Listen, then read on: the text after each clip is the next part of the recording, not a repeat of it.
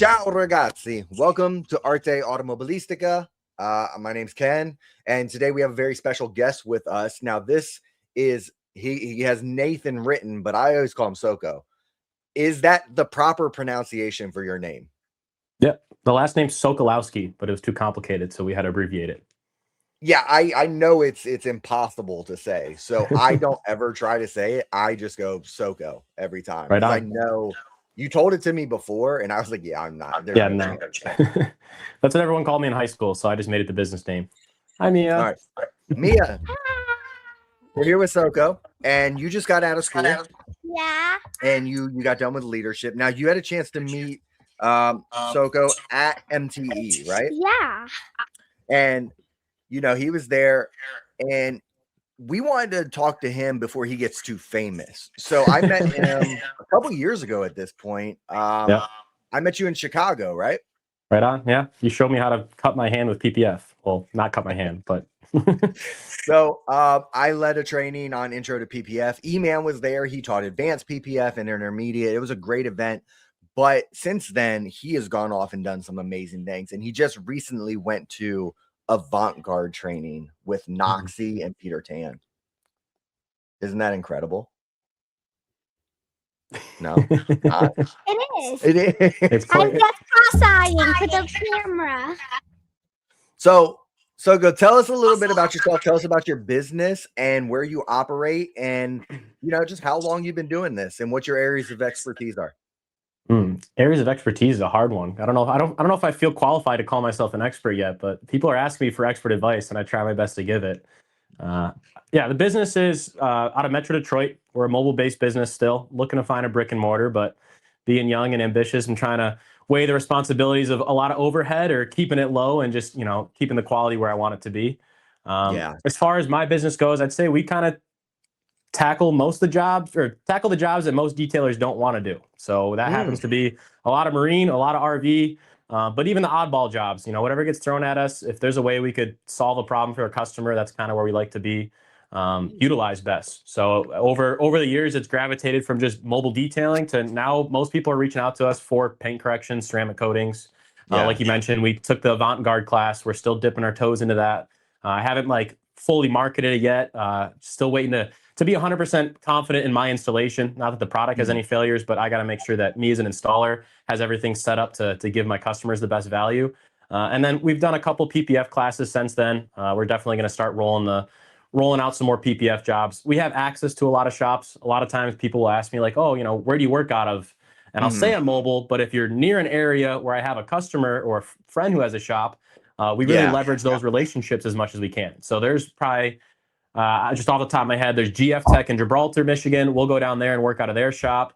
There's Mike's Marine Care in Harrison Township. My buddy Liam's in Romeo. So there's probably 4 or 5 different guys in different locations that if a customer calls me that area, I have the trust built up with, my friends who own the shop that I could bring my customer's car there. And it works out for me because I don't have to deal with the month-to-month overhead that Yeah, comes which is with always it. nice. Yeah.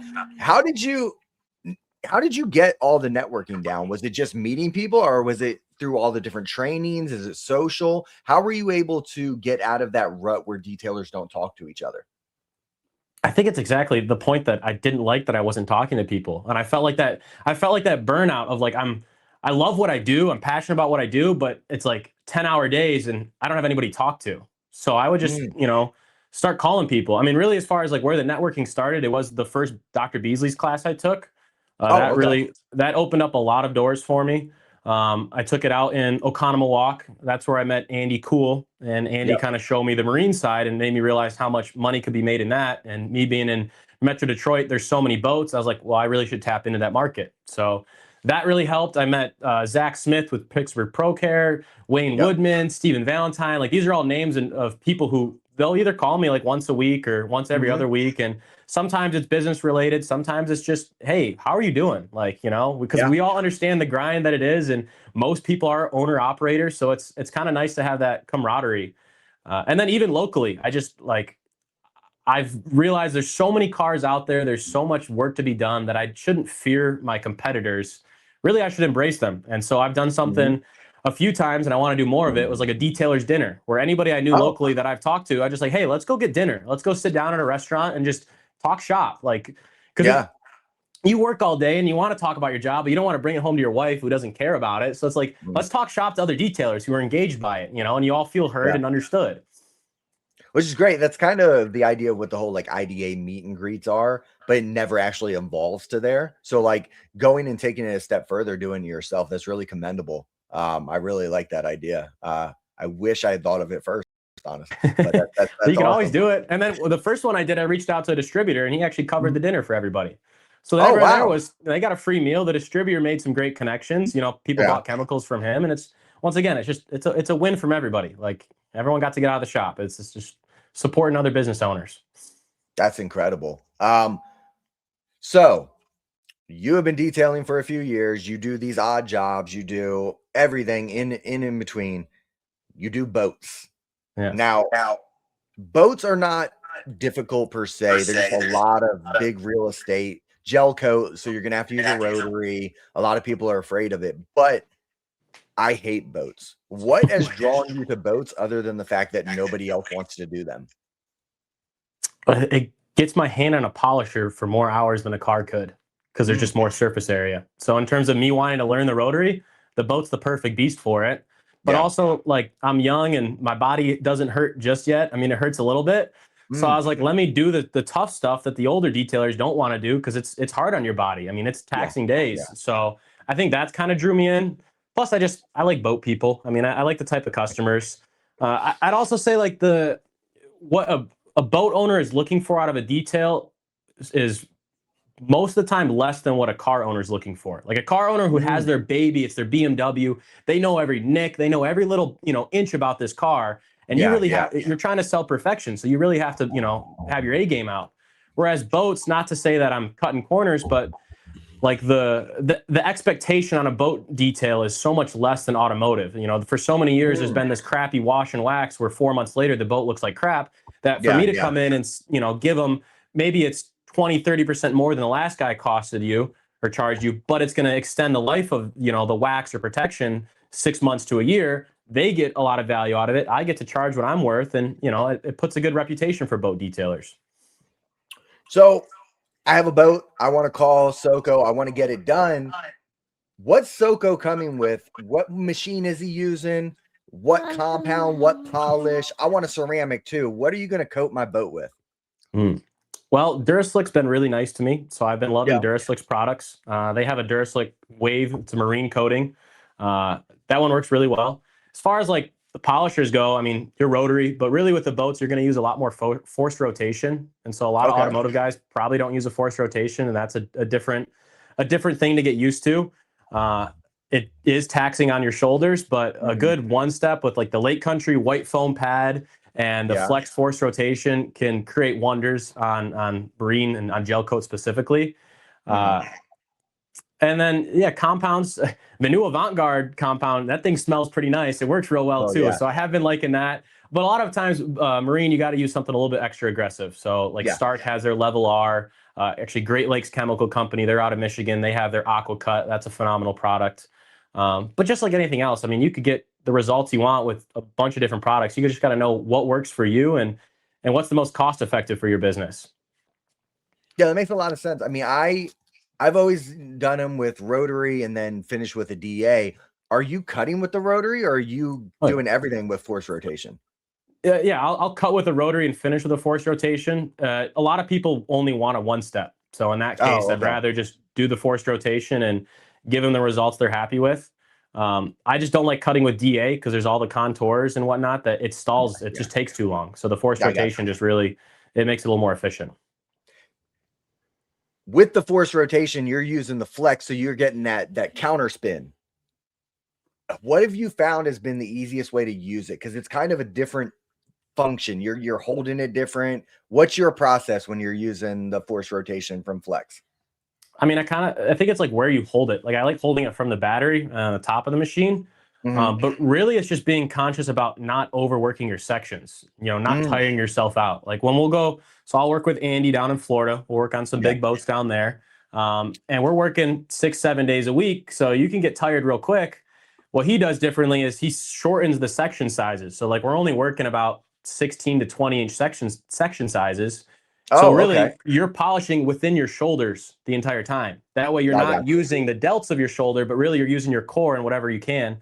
So I think that's the biggest thing, is not overreaching to get that extra section done, but Mhm. keeping it tight and keeping it consistent. I'd rather do, more sections rather than a bigger area. But once I finish this 3 foot by 3 foot, I need a break. That makes a lot of sense because I know with the DA, it's no problem to overextend yourself. Right. But with the force rotation, because it has that more vibration, it will beat on you a little bit more. That makes a lot of sense. It'll throw you around if you don't know what you're doing. Yeah. Mia got a chance to use a force rotation recently, but she I used really- one that was similar to the Millie or the Okay. Melee that spins normally. And she really liked it, but like it beat me up. Like it was really killing my shoulder. It did not even beat me up. You're just sensitive. And I also made my first PBJ sandwich by myself by using, I can't say because I'm going to get copyrighted. Okay. But I love it.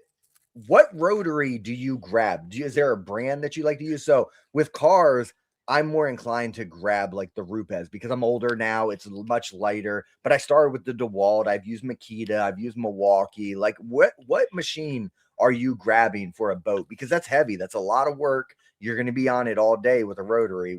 Which one are you grabbing? Once again, Flex has been a massive supporter on the back end for me. That I started with Flex, and I'm going to be loyal to them. As their products work great, but what's even better is I have a relationship built with them that if I have an issue, I can go directly to them and they're going to want to fix it for me. So there's battery. I've had batteries die on me that, prematurely shouldn't have died. They literally said ship them back and they gave me new batteries. So when I have someone like Flex who wants to support me, I can't go anywhere else. So yeah, Flex all the way for sure. I get it. When it comes to like the micro machine, like the Pixie, the PXE 80 is my favorite machine. The PXE 80 is my favorite because that was one of my first Flex. Actually, my first Flex. It was your first Flex. And I really enjoyed that. But like when it comes to their rotary, like I like the 3-inch, the compact. Yeah, but their nice. bigger ones, they have a weird like size to them. They feel really short.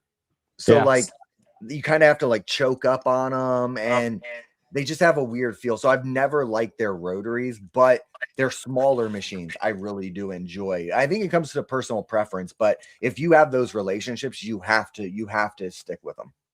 Right. And I don't know if you're aware, but they are coming out with a new Pixie. Is it going to be the 24 volt one? It's going to be a 24 volt and it'll have 3-inch rotary and 3-inch forced rotation. It's good. That's weird. But for me as a Marine guy, I do a lot of center console boats. There's a lot of intricacies around a center console. So to know I have a machine like that, it's going to be phenomenal. That makes a lot of sense. It's going to be interesting to see how the quick connect goes with the force rotation. Like that's going to be. Yeah, they said it. I don't know how it works, man, but I'm not the engineer, but they put it in my hands and it seemed to work. So I like that. So what has been your favorite training that you've gone to? I've dived deeper into training recently. I operate an academy now, but you've been to a lot of these massive trainings. I can only imagine the wealth of knowledge. Like I've done a 1-day training with Noxie before. That was incredible. But like you did a full out training with him and Peter. You mean my friend Noxie? Yes, your friend Noxie. But what has been your favorite training and what has been the most help to you in your success? That's a tough question because you get so much value out of every training and out of every person. So it's really hard to pick one because like I've even done jobs where I work with a detailer. They contract me out to do work and it's not a training, but I'm still learning. And I may not follow exactly what they do in their process, but I'll take a couple tidbits of each person, if you want to call a little nugget, and then I get to take that home and apply it to my business to see what works best for me. Noxie was the Avant Guard's training was really awesome. It was very product focused because it's such a new and different product. So it wasn't so much paint correction focused, although there was just watching that man polish is a sight like no other. And really like that class was interesting because they wanted you to ask like the deeper questions of, why is there water spots in paint? Okay, well, what causes a water spot? Well, what causes the water spot to get etched in the paint? And they really kind of dug down whatever rabbit hole you wanted to get down. What is a ceramic coating? What does it come from? What is, so that was really interesting because it was like the real technical side of it. I give a lot of kudos to the first Dr. Beasley's class I took. because of the people I met. I mean, the people I met out of that led to so many opportunities. The 5-day class we did, I thought was really cool. I think they could have maximized the time a little bit better on it, but knowing that I got my toes wet in some PPF, I got to go to the Flex headquarters. That was the first time I met those guys. You know, did the paint correction, learned about the coatings and all that. So that was an awesome class.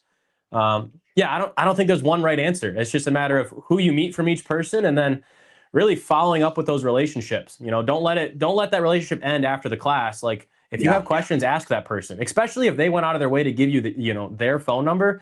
They want to help. Most of the time, these trainers are doing it not for the money, but the passion of, teaching somebody else. So like, after the Lake Country class or Dr. Beasley's class, Andy's like, hey, you want to come learn in Florida? He's like, I'll teach you. So I followed up 2 weeks later and I said, hey man, you offered me to come down to Florida and work out of your shop. Is that actually an opportunity? And he's like, yeah, like, come on down. So I went down there and stayed at a friend's house, but I trained with him for a week. I wasn't paid. He didn't charge me. But that 1 week, I mean, he really, I give Andy a lot of credit because he knows how to save you as the detailer as much money as you can, using more of like the, what's it called? Not so much like the mineral spirits and paint reducer and paint thinner, and like understanding that side of the business, kind of the wheel acids, like the stuff that most people are scared of. He's like, no, put acetone on your paint. No, try this. And it's cheaper. Or even he's really adamant. He pretty much only uses Kirkland microfibers. Oh yeah. So it ruffles a lot of hairs, but for him and his process, it works. Not to say I only use Kirkland microfibers, but 70% of the time, 100% of the time in marine, that's all you need. You don't need a crazy $2-3 microfiber. It's way too much cost. Now, if I get a soft paint or, like a Porsche, we're going to use a more, it's worth it. You should use that product. My problem with the Kirklands has always been they have edges. And I hate towels with edges. So you fold the edge. I know, I get it, but it's one of the things. So like that leads me into my next question. We always see things on social media. We always see people doing stuff. Yeah. What is your biggest pet peeve in detailing that you see online or people doing? Like, not to be toxic and call out people in particular, like, but I know like some people don't like carpet lines. Oh, what? What was that thing that you said? Like, can you say it again? Pet peeve? What does that even mean? Like your biggest thing that bothers you, like it just it drives you crazy. Like I know what mine is and I'll say it afterwards, but like what's your biggest pet peeve? Like what bothers you when you see it on Instagram or social or something like that? I think too many detailers are over promising and under delivering. I think too many detailers are telling their customers that they can achieve perfection when what even is perfection? Perfection really is in the eye of the beholder. Someone's car looks perfect to them until you start pointing out all the defects. And I don't want to take a perfect car that my customer's in love with and say, hey, this is wrong, this is wrong, this is wrong. And now they fell out of love with their car. Like when people ask me what I do for a living, I tell them I make people fall in love with their cars again. That's beautiful. So for me to go and nitpick every part of your car, now I completely did the opposite of what I'm supposed to be in business for. So I think that's my biggest pet peeve is I'd rather over-educate and under-promise and over-deliver than try to tell my customer, oh yeah, we're the best at everything. We do everything amazing. No, that's not me. I'm not there yet. I don't think I'll ever be there. I like that a lot. I've been telling people you're not detailing for yourself. You're detailing for your customer. Because that's where I think we lose a lot of it. We start trying to say, oh, well, if I would have more time, I could have fixed this. I could have done that. And that's not what the customer wants to hear. They just want to, they hired you to make their car beautiful. Yeah. Just make their car pretty again. 100%. So my biggest pet peeve, and I'll tell you about this, and I don't know the science behind it, but it bothers me because I think it's wrong. And it's people who steam vents. It looks great on Instagram, but I've used steam and I know how fast it turns back to liquid. And I know before it shoots out, liquid is dropping back into those vents. And now liquid is stacking on dirt and nasty particles in there. And I know in my mind, mold is eventually going to form. Yeah. I don't know if it's true or not. But it bothers me. It drives me crazy when I see people steaming vents. Yeah, because I have a fish tank, and it can get moldy anytime. Well, yeah. So she has a cover over the fish tank, and it will trap the condensation in, and the leaves, the floating plants will start to turn moldy because they won't release enough. So, but yeah, it just drives me crazy. And I was talking to somebody about it earlier, and I was like, "Why do people do it?" And they were like, "It looks good on Instagram." That's 100%. That's most of the Instagram. The amount of people that say, "Oh man, do you post like the eye-catching Instagram reels of just cleaning around door panels and whatever else?" It's like I could do that, but is that marketing really getting you more customers? Maybe it is. I don't know. I'd rather. I know it can help you go viral, right? So Right, but I don't want to be equal viral. customers? I want to be there for like an education stance. I want to be there to provide real value to the customers, and I don't think them wasting 30 seconds of their day to watch you clean a door panel is really giving them much value. That's a very good point. So, if there was one event that you could go to or one person that you could train with, is there anybody who you would be like, that I have to train with that person before it's all said and done? I think there's a few people. Yeah, definitely. I think so. Shine Doctor and Kilmer are up there. I definitely need to get out there at some point, especially like the wet sanding and body shop style. Like I want to understand that better, understand the paint systems. From a PPF standpoint, I've heard really good things about Jamie Werner and Cover Guard, so I'd be happy to look into his. Where I'd want to be is kind of a dream that came true this past year with SEMA. I was able to go to SEMA, and that was on the bucket list when I started the business. I was like, I need to go to SEMA, and thankfully, Duraslic made it happen for me this past year, and I'm forever thankful. It was a wonderful dream come true. It was incredible to see you there because I didn't expect to see you there, and you were like, I didn't expect myself to be there. I was like, oh my god! So it was great, and that's one of the things when we get into this business, we do have dreams and things that we want to do, but we never see how they're all possible. And then you develop these relationships with brands, and they all become possible. So I've never really had a chance to use a lot of Duraslic, but like if they're willing to help you to that level, I'm curious. Like I'd love to, at least try it, but I work for a gentleman who has, 5 different ceramic coating brands already. So it's like, how do I bring in another one? Everyone makes great products, and I think there's a million good coating brands out there. I choose to work with them because, once again, it's the relationship. They want to support me, so I'm going to support them. So that's just, if you have something that works for you and your business, great. If you're looking for something new, give it a try. That's kind of where I'd leave it at. Just as much as PPF and anything else. Like if you have something that works, keep rocking it. If you get into a point, like there was a brand I once worked with where I accidentally threw away the warranty card. And I was like, oh man, I didn't realize I threw that away. And I reached out to them and said, hey, I need a replacement one. I need a warranty this for my customer. And they pretty much said kick rocks. So after that, I stopped using them. And ever since, it's been nothing but better relationships. So I'm glad I did. I get that. As we dive into the industry and work with different companies, there's always new technology that comes out. There's always things that scare people.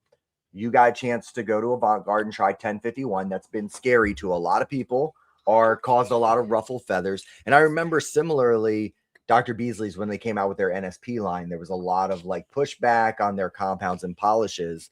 How does it feel when you get into like the forefront of a newer technology and it does work for you? Do you feel like you're telling people I told you so, or do you feel like it helps you understand things better and explain it more? I mean, really, I'm just doing it for the sake of my customers. Like I want to be at the head of the curve for where the best products are to give you the best results or to make me as a business owner the most efficient I can. Because people don't want their cars being out of shop for 2 or 3 days. And that's where I see the primers save you time. Something like 1051 is PPF is great, but it's not a fix-all. It doesn't solve all the problems my customers are asking for. Being in Metro Detroit, I'm a little bit more north of Detroit. We have a lot of truck drivers. We have a lot of people who take their trucks on, hunting trips or 2 tracks, and they get scratched up. You could put full body PPF on that, but you can't correct PPF. So now when you have to remove that door panel that has a tree scratch, I have to charge you to remove the PPF and I have to charge you to replace it. Something like AG, I could paint correct it. So when I saw that, I just saw it as it could be, a hole in the market and something I could fill. And then as far as being the first, I mean, as of right now, we're the only Avant Guard installer in Michigan. I mean, yeah, it feels pretty cool. I don't want to say it's I told you so, but it just makes us every more of the reason why we're the experts and you should work with us because, you know, we're following wherever the newest technology is. I like that. That is being on the forefront and continued education, right? Everybody gets to a certain point and they're like, I think I know everything, and they stop learning. But like, if you keep that mentality that I can always grow and I can always keep going, you won't shut yourself down. It's investing in yourself. I took the entrepreneurship route, so I didn't go to college. That doesn't mean I shouldn't educate. So my way of educating myself is paying for these training classes and investing in myself. And I mean, even at the Avant Guard class, once again, like the networking, I met a master distributor from Canada. I didn't even know that existed. So now it's like I don't have their contact, but I learned a lot from them in those 2 days. There was another younger entrepreneur. His name was Ken as well. And he just moved down to Florida, and he tapped into the military market and got contracts through military. And so like, you know, asking him about how he got his niche was interesting, just as much as there was another guy who details McLarens down there and got in the dealership with McLaren. So it's like, anytime you go to these trainings, not only do you learn about the product, but you learn other detailers and what works for them. And once again, just ask for their Instagram, follow them, you know, like and heart their texts or whatever it is, and just try to keep that relationship going. Because then when, you know, in our case, you were my trainer, but I ran into you in SEMA, I ran into you MTE. Now we have a bit of a relationship going, and now we can have a conversation, and it's a wonderful thing. Yeah. So I love being able to run into people later because I only see people as students during the time that we're teaching, and then they become colleagues. You don't always have to speak and know each other, but relationships will build as you grow in the industry, right? And that's one of the things, like, I run into people further down the line and I'm like, oh my God, it's great to see that you're still with it. One, because I've taught so many people who 2 weeks later or 2 months later, they're gone. They're out the industry. They thought they were going to make quick money, and then they didn't. So now they're working somewhere else. Like, they gave up completely. But it is incredible. Now, when we taught, I did the intro class and I did my balloon training. Right. I love balloon training because it makes people upset. It's one of those ones where I actually saw a video from there and people were popping it. Yes. So it's one of those things where everybody thinks they're good at stuff, and then they find out they're not good at it and they get very upset. How did you feel trying to cut on a balloon and knowing that there is a way to do it, but I'm not telling you how to do it yet? I mean, I respect it. You kind of have to learn from your failures. So for us to fail and understand what it feels like to cut through the balloon is just as valuable as knowing how to do it. Like, there's been other classes where trainers have just kind of done the whole work for you as their demonstration. And I don't think that applies. I like when they could start it and then say, okay, you take over. And then once I'm starting to mess up and you watch me mess up, then point me in the right direction. Yeah. And then my brain can click as to, okay, why did I do this wrong? And what do I have to do differently to get the results I need? But as far as, like, I'm not going to be upset that I didn't do something well because I've never done it before, you know? And there's been I think there was another trainer there who got quite upset that he didn't know how to cut PPF, wasn't there? There was, but we're not going to name any names or anything. No, of course. But it was a fun time. I enjoyed it. And then me and EMan started doing it together, and he's over here cutting. Drawing S's and And it is possible, and I love it. And we're going to start at my academy. We're going to start doing PPF here soon, and we're going to do those intro classes. So it's going to be a lot of fun. But we talked about your biggest pet peeve. We talked about things you've done. You're doing a ship. A big boat, right? Now, normally I speak to people in automotive detailing terms, like who's your Mount Rushmore, things like that. But you have to make a team. You need 8 people because it's a ship. Right. Or a big boat, a yacht, whatever. But you need 8 people because it has to be done in a certain amount of time.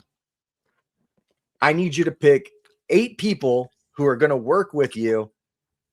They could be the best people you've ever worked with. They could be the best people to hang out with, whatever it is. I need your perfect 8 people to do a boat with.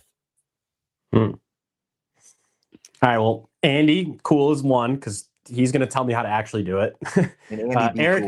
Eric Hacker is another name I'd like to drop. He's out of Cincinnati, Ohio. He's helped me a lot. He kind of got my foot in the door with Duraslic, and he also helped us on a few of the boat projects with Andy. That's kind of how I met him. Those are the two that I've worked on them with. I'd say Zach Smith because I like working with. I just like Zach. I think he's a cool dude. Yeah, you met Zach. I don't know if he would do a job like that, but it'd be fun to work with him. That's the better question. Is he going to do it? Yeah. Then there's two guys near me. Their business name is GF Tech, Marcus and Nick. They've been a wonderful help. Marcus is a wealth of knowledge when it comes to all things gel coat repair, and Nick does canvas repair. Like they do everything marine related. So to have them would be awesome. Reconditioning and everything for boats. They'll do everything. And then with that, there's Mike with Mike's Marine Care. He's also local to me. That kid's what is that, 5 or 6? 6. That's you got 6. 2 more. I need 2 more. 2 more, and I'm counting. See my fingers? You two guys want to do a boat? Yeah. She'll do 5 feet of the boat and she's done. Just so you know. Yeah, I think the other two. I bring my brother. I bring my brother Adam out there because I can trust my brother. He's been working with me pretty solid, and then a friend of mine, Liam. He actually showed me how to ceramic coat. We were just doing dealership detailing, and he told me what a ceramic coating was. 2 weeks later, I booked a ceramic coating and go, "Hey, Liam, how do I do this?" And so we knocked it out together. And now he gravitated to more window tint, but I've always mentioned it to him since I started doing these boats. And I'm like, once there's an opportunity, I'd love to bring you out. And he seems on board for it. It is a different beast because you have to be okay with heights. Yes. So there's a lot of detailers that wouldn't do it just because of that. They don't want to be up high. So it makes it different. It does. And I love hearing names I haven't heard before. Because I love asking these type of questions when we do these interviews with people and we talk and we bring them in, and you start to get the typical like this famous person, that famous person, and that's cool. Like it's great. But at the same time, like who did you start with? Who do you actually work with? Who do you know? Like, are you going to shout out those people too? Like I always love to hear names that you may not know, and that's what the whole point of when we started this show was to talk to people who don't have that shine yet, who aren't as well known in the industry, and they'll be or they may not be, but one day, like somebody like yourself, you're a very young entrepreneur and you're well on your way to establish yourself as a figure. In 20 years, I would love to look at you and be like, man, y'all watch that YouTube video with Nathan, like he's killing it. You would be 62. Yes, thank you. But it's one of those things, like I would love to look back and see all these people who are doing really well, whereas I won't get the chance in 20 years. You're going to be too famous. You're going to have too much going on. Not at all. You know, but it's like, I want to see you guys all win. So I love hearing all these type of things. Now, we did the fun part. And when you said in 20 years, I'd be 27. Yes, you would. So she'd be on the boat then. Yeah, she might be doing the boat, but now like 5 feet and that's all she's doing and she's gone. So you've been detailing and we talked a lot about boats, but let's get into everything else you've done. What is your biggest mistake that you've ever made working in detailing? Not, I didn't charge enough. What have you messed up? Like actual, there was a 69 Corvette that I was rinseless washing, and the edge of my towel caught in between the fender and the driver's door and pulled off a chunk of paint. That sucked. Because I was like, I'm going to be as safe as I can about this. Let me rinseless wash it, not even pressure wash it. And next thing you know, there was about a chunk of paint missing like that I had to turn around and tell the customer, which he was fairly cool about it. I've been very fortunate where I haven't messed up anything too bad. I'd say that was probably the worst mistake. Something not detailing related, but more business related. I signed up for a consulting call with somebody, a figure in the industry who I didn't already have a relationship with. And I thought, hey, if I'm paying to be a part of this guy's program, he's going to take care of me. Well, no, it was one of those cash grabs. I gotcha. And that sucked.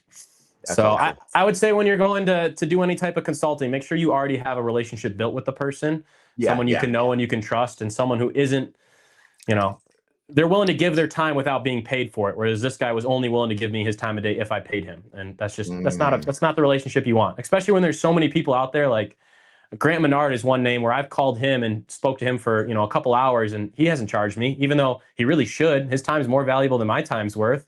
But it's just someone where I've met him, he at least likes me a little bit enough to want to take my call, just as much as Jason Otterness. Jason Otterness has been a huge help to me. So, people where I don't know, people who can relate to other people. That's Yeah.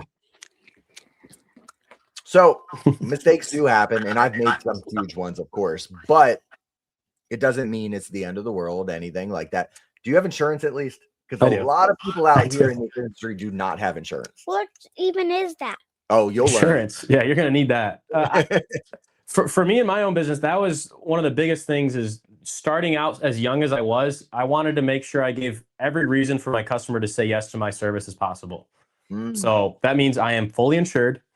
That means I did the IDA, certifications, so that way you can Yep. say I have the experience. I paid for the trainings. I'm mobile, so it's like, oh, well, I'm located here. Okay, great. I come to you. Like whatever I could do to set myself up for them, to handle any objection, I made sure to do of that. So yeah, insurance right out the gate, day one, I had it. I probably pay more in insurance than I should, but I'd rather, have that Yeah. safety net. I mean, there's so many people who make the mistake. They just don't get insurance. They're like, I'm never going to need it. And then they need it and they're in trouble afterwards. The IDA, you mentioned you went to the IDA. What are your thoughts and feelings about the IDA? Because I'm heavily involved, right? So I need to know, what can we do better? Things like that. Did you join the IDA and you haven't really gotten anything from it? What do you see as what it does for you currently? Unfortunately, the IDA is never going to be utilized as a tool that a customer is going to care about. Yeah. I mean, maybe a little bit, maybe like that 1% of like the muscle car owners, the people who are in and around the body shops, they might see that and be like, okay, I can trust you. Really, I think the IDA is best utilized for its network to know of other detailers who are willing to invest to be a part of it. Is like, okay, that's a detailer who is passionate about his craft. He's not here just to get that quick dollar. The IDA helped me out massive. I actually filled out, and if anybody else is an IDA member and they didn't fill it out, they have a scholarship. And fill that scholarship out because it gave me a free PPF class. Ooh. So I went out to Jason's shop in Chicago, and that was completely covered by the IDA. So that was a phenomenal thing. I wish the IDA would do more regional, like localized stuff, like you were mentioning, the meet and greet.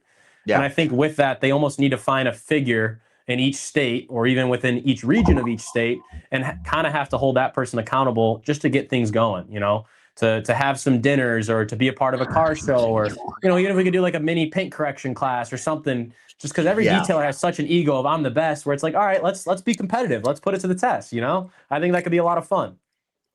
I know we've talked about it so last year I was co-chair of the membership committee.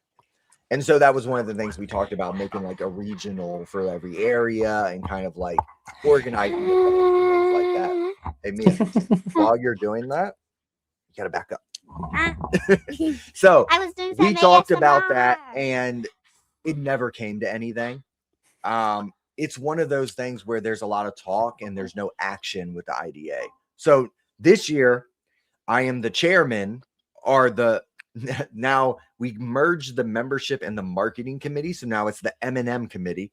Nice. So there's 2 chairs and 2 co-chairs, which it's really confusing, but whatever. But that's something we want to do, but is it ever going to happen kind of thing? Like everything kind of like slow walks through the IDA. And while like you wait and wait and wait, like the ideas kind of fall by the wayside and then nothing ever happens. So I was told a few years ago, because I used to complain about some things very vocally, that if I wasn't going to get involved, I didn't have a right to complain, right? Like I had to be an instrument of change, right? Right. If I want to make things happen, I need to get involved. So it wasn't as mean as I just said it. It was more professional, but I was like, okay, I'm going to get involved. So now I'm starting to get involved and I'm still seeing that nothing is changing no matter how hard I push. So I hope that one day the IDA will become more, but I'm not always confident that it will. It's just one of those corporate structures, right? You got a lot of people that have to say yes before you actually can make action happen. So, and then also on the back end, it's like, yeah, they might say, let's do this, host this event. And then the first turnout's not going to be what they want. So then they go, well, let's not do it, when it's like, okay, you had a little bit of momentum. Let's do the next one. You get a little bit more momentum. It's one of those compound interest type of things where it's like, it may not be where you want it today, but maybe a year from now, you'll actually get that following. Just consistency. So I hope they could utilize it better, because I think I feel like detailers are often looked on as like this is a side hustle or it's something you do out of high school. When it's like, no, this is a professional trade and there's a lot of skill to it. And I hear it all the time. I mean, I had a guy call me today. Well, he called me a week ago, but he followed up with me today. He's interested in Avant Guard, but he's out of Cleveland, Ohio. Oh, okay. And he called me from Cleveland because I'm the only Avant Guard in the area. But also, he's like, I just don't trust any shops. He's like, I just don't trust the detailers around me. So it would be nice to have a group of IDA members who can better and push the industry to a standard it should be at and to hold everybody else accountable, you know? I think that'd be... Yeah. I like that idea. Now, you went to MTE and you got to experience it. And you mentioned like everybody thinks they're the best in doing a competition, right? What were your thoughts on the paint correction competition? Like, it's great in theory. It's a great idea. What are your thoughts? Yes, we know you were there. Mia should have won it. That's my thoughts. Yeah. Well, it's not a popular vote. If it was a popular vote, I think she would have won in a landslide. Of course. Right? Yeah. But what are your thoughts on it? Because it's very difficult because it's all done, you know, with averages and it's scientific. They take the incomplete human element out of it. Do you think it's good for the industry or do you think it bruises some egos or what are your thoughts? Would you ever get in it? I'd do it just for the fun of it. I mean, it's not real world detailing, you know, it's a flat panel and you're just trying to do what you can in the quickest amount of time, just as much as window tinting competitions. It doesn't prove who the best window tinter is. It just proves who's the fastest. Who's the fastest with the cleanest install. It's completely different. So, I mean, I think it's fun. I think it's cool. It gets some engagement going. You know, if it really upsets your ego, then maybe you kind of needed that, right? Yeah. Did you have a chance to look at the panels that they used? I did not in person, no. So they were big baking sheets, but they used a very, very hard black paint, right? So it showed everything, but even cutting with a rotary, because they hand sanded 1500 grit. Right. Even sanding with a rotary, like you had to really take your time and actually cut through. And if you weren't using a rotary, you stood no chance this year. I was using a rotary, a Rupex rotary. Yes, I know, but we had practiced. So Mia had done a couple practice runs and she was preparing, but the paint she was practicing was more on the softer side. And it cleaned up really nice, but it wasn't as hard as that paint. So like she had some blotches and things like that, but she in her mind, she won. She got to meet Esme, she got to meet Jen, and she got to meet all of the famous women in the industry. So she's in love, and now she's working with Aquatech and all these things. Oh, behind the scenes. Sneak peek. You're over here giving all the secrets away. Don't tell anybody. Women in detailing. It is, for the longest time, it has been like a big... Guys like to look at women on Instagram, but they're not... They kind of get like mansplained to and things like that while they're like posting stuff like, oh, if you were doing it right and da da da da. And these people are doing like incredible work. What are your thoughts on women in the industry? I think they're better than most men. That's right. That's right. Because I mean, I mean, detailing is more about care than it is physical effort. Like you don't want to be pushing too hard or working the chemical too hard. That it's more like understanding the, you know, the care behind it. And I'd say at least from like, I've hired a female before to do some detailing work for me, and her work ethic was better than any man I've ever hired. She did phenomenal for me. I mean, I'd say they should be respected just as much as anybody else is. I mean, I have no negative opinions on it for sure. I think it sucks that it's like you're going to see a female detailer who might be wearing some work attire that's comfortable to her that a man is going to look at it and be like, well, look at you. You're trying to exploit yourself reviews. When it's just like, it's just a woman, you know, she's just on camera. Like it is what it is. It's unfortunate, the kind of the taboo of, you know, just being a woman kind of thing. Yeah. And we've been able to, you know, have great conversations, and that's been very helpful. Like Esme and Jen have given like as much advice that Mia's allowed to hit them up at any time, kind of thing. Awesome. And Sarah Coleman from Rupes, like they have a... I actually did an interview with her. She was the first person I ever did alone. I listened to that one. Yeah. I listened to it while I was working. It was awesome. And Sarah was getting ready to go on a trip out to Niagara Falls. So she had like 20 minutes to do it. And it was awesome. Yeah, That's but awesome. we actually did the interview for 15 minutes. Yeah. Yeah. Because way too, and it's right now it's 48 minutes and 51 seconds. So I better leave. Bye bye. Are you going to go eat? I mean, Do your homework? All right. So she's running out. Which means I can go ahead and start wrapping up, all that fun stuff. But in 5 years, what is your goal? Where do you see yourself? Where do you see this going? Where do you want to be in 5 years? well, I'd always compare myself or I guess introduce myself as like I'm a business owner who happens to be a detailer. And that's not to say that I don't love detailing, but detailing just kind of fell into my lap from the best opportunity that presented itself. So as much as like I'd like to have a reputable name in my area, I know I will personally, but as far as scaling a brand goes, I don't know if I want the headache of training all those employees. I'd like to get a nice boutique shop with a couple people I can trust and let that run on its own. But really, I noticed myself gravitating more to the brand side, to the influencer side, posting on social media and building a presence on there. That I'd like to find a role and a position to represent brands to market them properly, or to maybe one day get into a training role to educate people. Like now I'm at a point where I've met enough detailers that I probably get phone calls, I don't know, 2 to 3 to 5 times a week from detailers, sometimes just asking, hey, how are you doing? But most of the time it's, hey, I got a problem. How can you fix it? So as I see that momentum of people reaching out to me for my advice, I feel like I have to capitalize on it. So I'd like to get into a role where I'm able to train people or to represent a company, on behalf as their trainer. I think that's kind of where I'd like to shift towards, and to still have the freedom to have my own side work, but to have something else to build towards that's bigger than me, I think would be really cool. Do you foresee that being more in the automotive side or the marine side? Wherever the best opportunity leads. Have you done planes? I have done planes. Do you prefer planes to boats, or are boats still better? If I knew more about them, I think I would love planes all day. I find it's harder to sell planes on ceramic coatings because of just the uncertainties and the risks with it. Oh, yeah. That I know there's obviously a market for it. I'm not educated enough to know it. I did have the opportunity. I went down. I worked with Jamie Buchanan down in North Carolina. Actually, yeah, Charlotte, North Carolina. We worked on a jet for a museum. That was a crazy time. We had to use green Scotch Brite pads to strip our aircraft paint off of a fighter jet. That was not fun. But that was a job. And then since then, I've done like a couple small planes. There's been talks about me doing like a private jet, and I'd like to do it. It's just your liability, the insurance goes up. There's a lot that goes with it.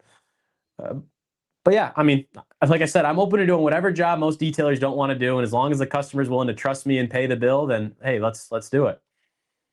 So, if you ever had the opportunity to do like the Air Force One that they do, like Detail Mafia, Detail Success does, you jump all over that. Yes, to an extent. They're not getting paid for it, I don't think. No, I know.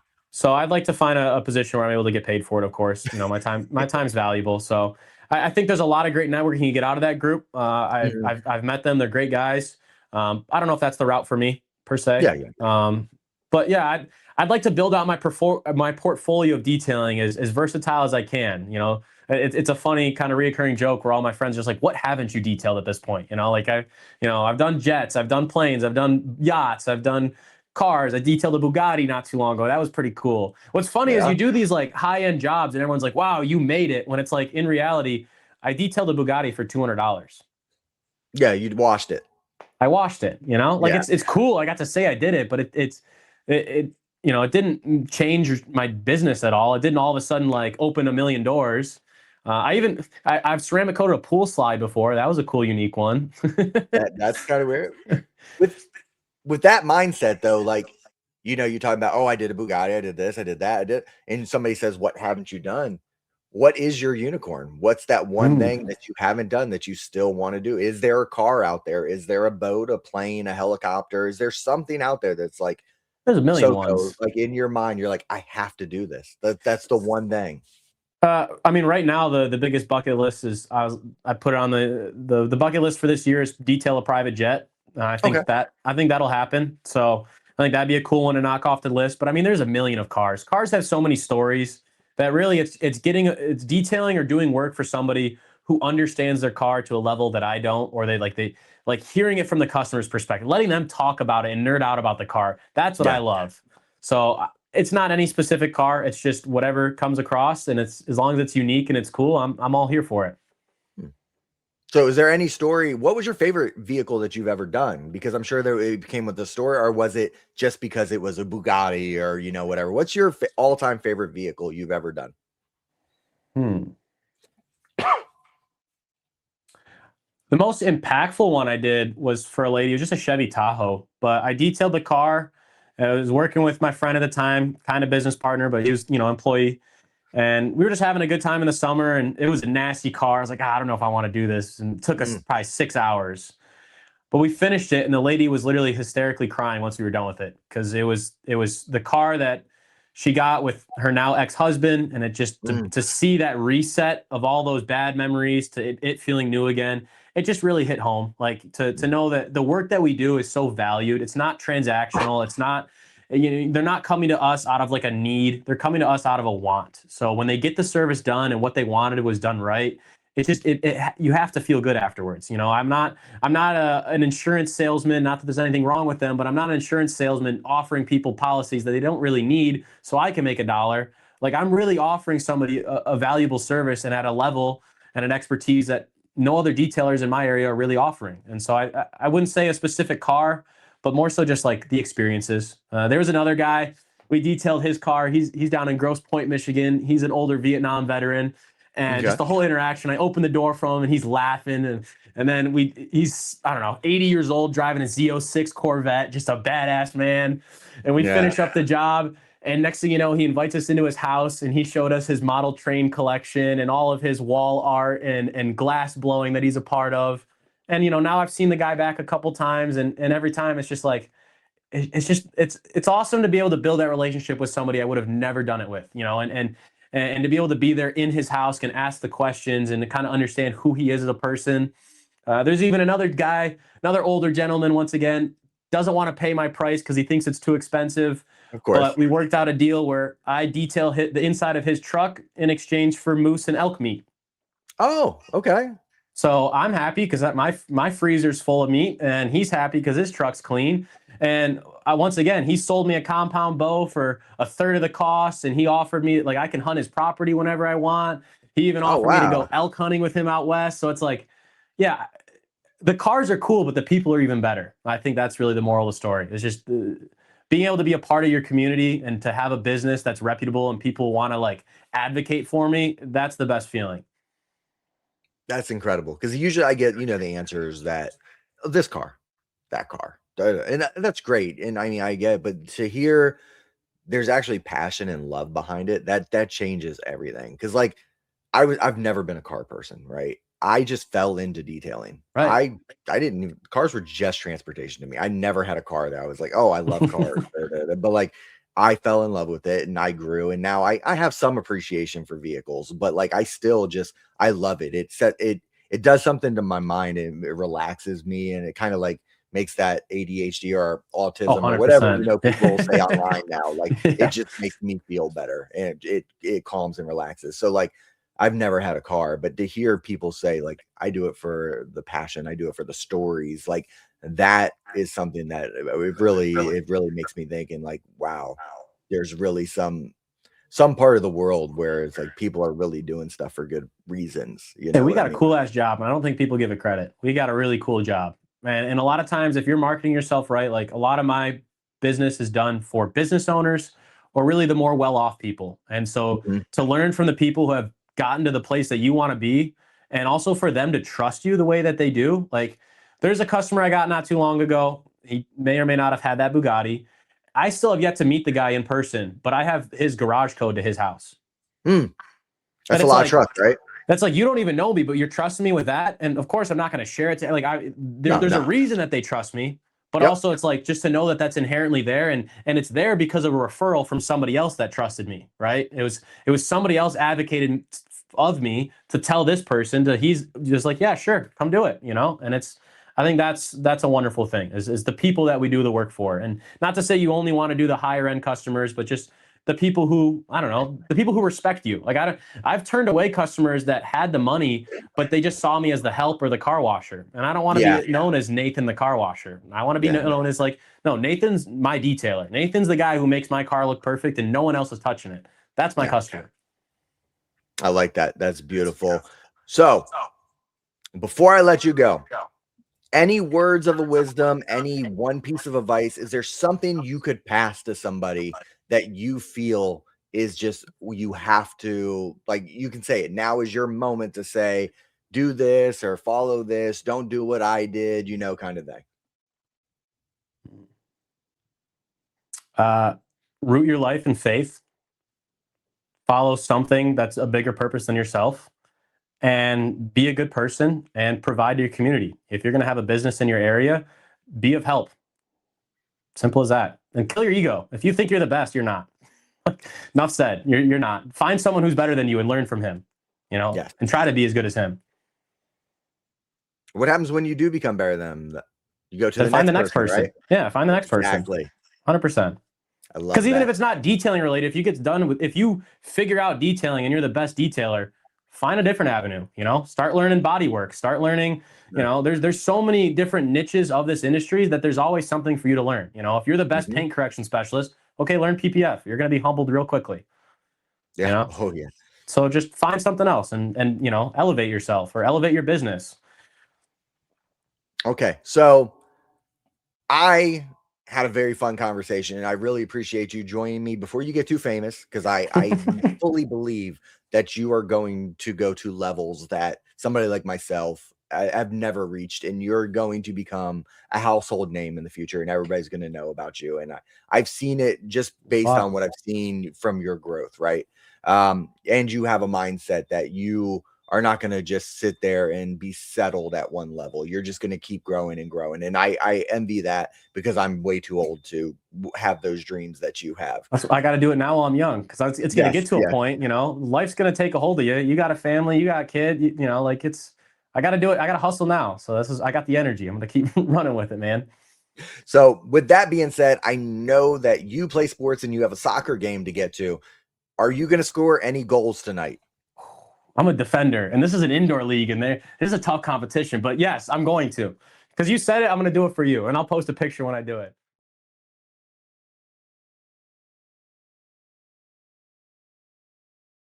All right. So everybody listen up. If you see on his Instagram or his story that he scored a goal tonight, it is because of us at Arte Automobilistica.